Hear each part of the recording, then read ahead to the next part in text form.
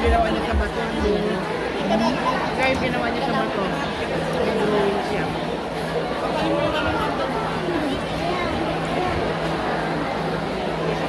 Diba? Naalala mo sa bato? Ay, hindi ka naman ang galing niya.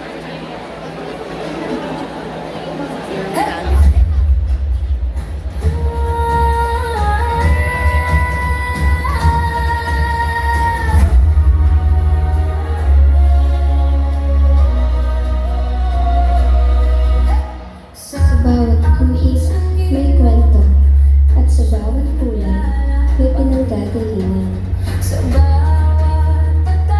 Ang obra na ito ay inspirasyon mula sa Manlamig Festival, isang pagdiriwang ng ating kultura, kasaysayan, at pagkakakilanlan. Inyong mapapansin na ang kalahati ay anyo ng kalabaw, simbolo ng sipag, yaga, at lakas ng mga pinagmamahal.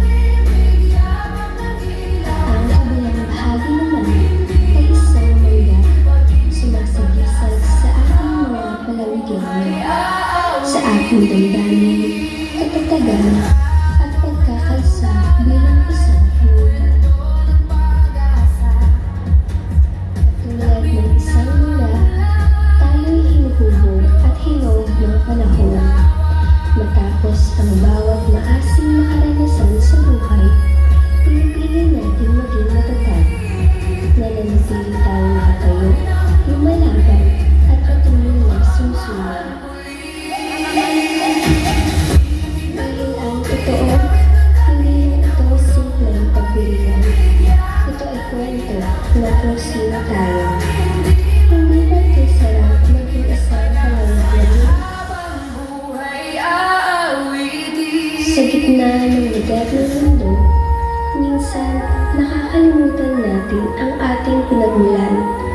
Pero tulad ng obrang ito, ipinapaalala sa atin na ang lakas ng isang tao ay nagmula sa kanyang ugat.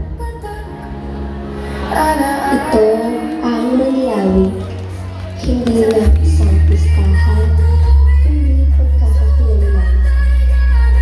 At sa bawat pinta na aking ilalagay